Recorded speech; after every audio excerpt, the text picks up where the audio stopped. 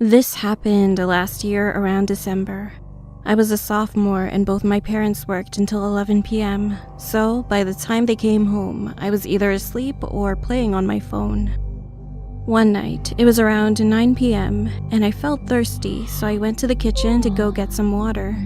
When I glanced over and looked through the window of my door, there was a shadow of a person.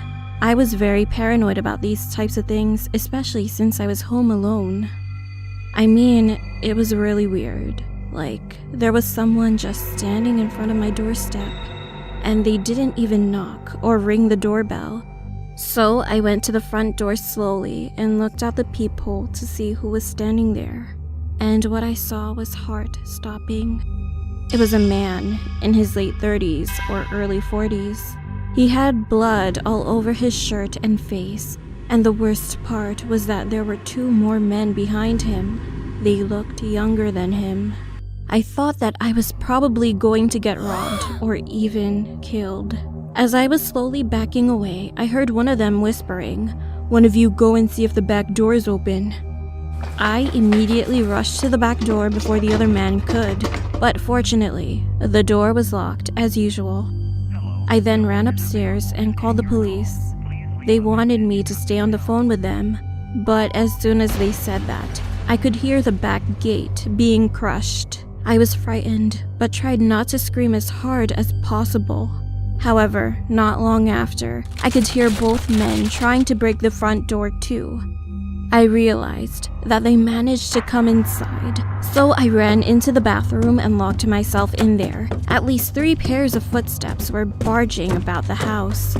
Eventually, they were going to come upstairs, so I opened the window, getting ready to jump. One of the men was coming upstairs slowly, and each footstep was getting closer and closer. And that was the moment. He tried to twist the doorknob to open the door, but as it was locked, he knew.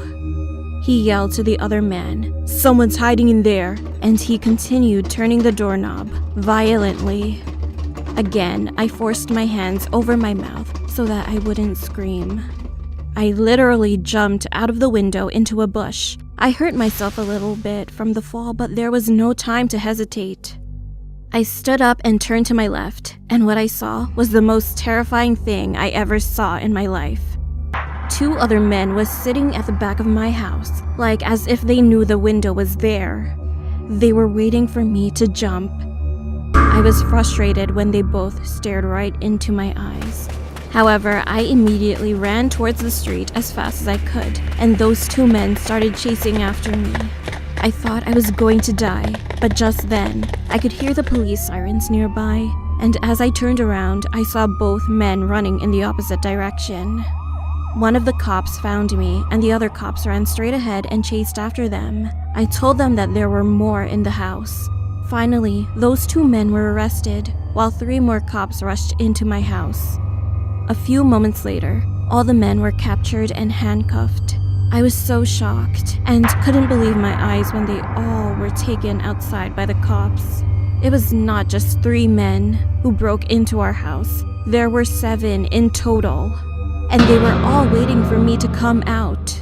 While some of the cops were soothing me, the other cop called my parents, telling them what happened, and they immediately came back home.